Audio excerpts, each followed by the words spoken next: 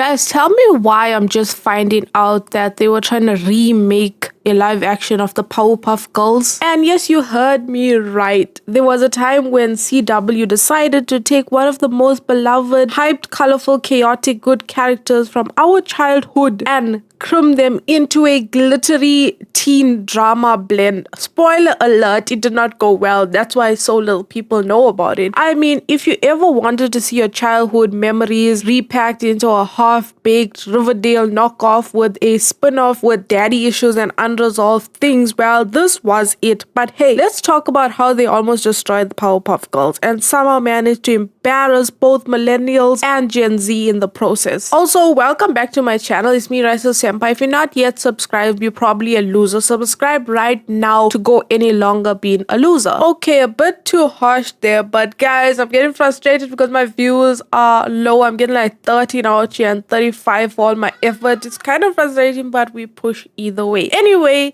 this remake is the reason why I don't like remakes of anything. I don't even like remake songs, let alone remake movies or series. Because like, even when it comes to series, the last season is always the worst. You can't tell me otherwise. You literally cannot. So starting off, let's rewind to 2020, a year almost beaming with chaos. Among the worldwide panic, CW looked at the flaming garbage can that was the entertainment industry and went, hey, you know what people really need right now? A live-action Powerpuff Girls remake. And let's make it dark, edgy, and deeply uncomfortable. And just like that, nostalgia was taken back and beaten with a robot-shaped stick. Now, for those of you who didn't grow up glued to Cartoon Network, the Powerpuff Girls were peak Saturday morning excellence. 3 little girls made from sugar, spice, and everything nice, and a splash of government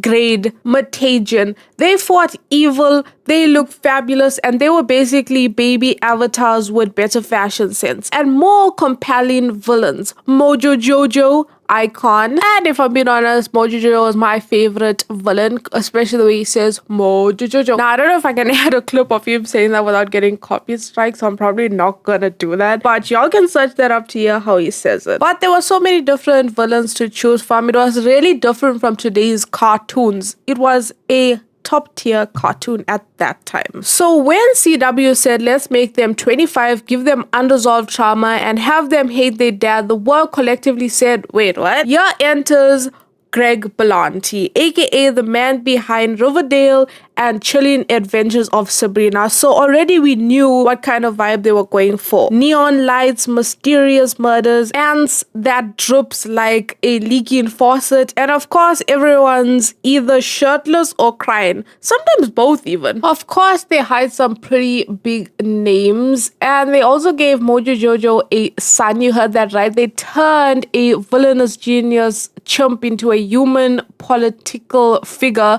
and almost made him Blossom's love interest. Freud would have had a field day with this. When the set photos leaked, the internet did what it does best, absolutely lost its mind. The costume looked like someone tried to do a last-minute Halloween costume using stuff from a dollar store. Buttercup was dressed like she was headed to Coachella. Blossom looked like a kindergarten teacher whose moonlight was a vigilante. And Bubbles, well, she kind of slayed, but in the Instagram influencer goes into Comic-Con way, we were all concerned deeply. But hey, maybe the script would have saved it, right? Wrong. For some reason, somehow, the script was leaked and the dialogue felt like it was written by someone who only heard of TikTok from their nieces and thought trauma was a personality trait. Lines like Blossom's fine, I saw on Instagram that she's thriving, made me want to delete my internet access, to be honest with you. CW saw the backlash, blinked slowly and went, okay, maybe this was a little too campy. Campy was the only thing holding this mess together. They literally took cartoon superheroes and gave them therapy sessions instead of action scenes. No one asked for this, Greg. Not a single soul. To make matters worse, Chloe Burnett dipped out, claiming scheduling conflicts, which we all knew is code for I read the second draft, and for a while CW kept the charade going. Recastings were planned, reshooting schedule, and somewhere in Atlanta, another lightning budget was burnt. By mid 2023, CW finally did what they should have done from the start. They canceled it. And thank you to Chemical X, they did. Now, to be fair, the show had potential somewhere deep in there, like buried under 6 layers of trauma, behind bad fashion choices, and a dialogue that felt like AI wrote it during a power surge. But if I'm being honest, I think the concept of the girls navigating adulthood could have worked. Imagine them living in a world where they have to hide their powers, where Blossom is juggling a day job at a tech setup and moonlighting as a superhero. Bubbles is a washed up reality star. Buttercup works for a community center and punches people in the back alley. That's fun, that's real, that's glittery and nostalgia. Instead, we got a story where Professor Utonium stole their trust fund, Mojo Jojo's human son ran for mayor, and there was a romantic subplot that made Game of Thrones look healthy. Oh, and did I mention that at one point Buttercup hooks up with a girl she ghosted years ago?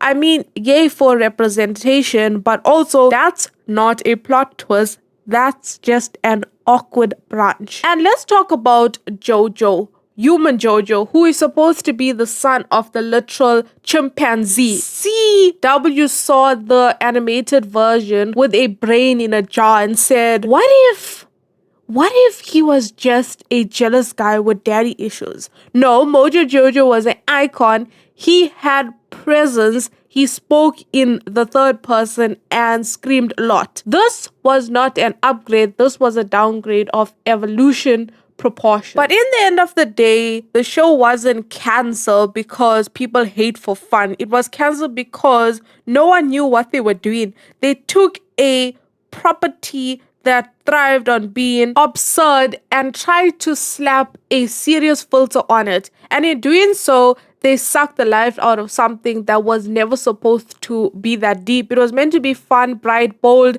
explorative, like a glitter bomb with fists. So yeah, I'm relieved that this thing never made it to the air. I don't want a Powerpuff Girls show that makes me think about trust fund, fraud, and manipulative dads. I want the girls beating up monsters with one hand while the other's holding a juice box.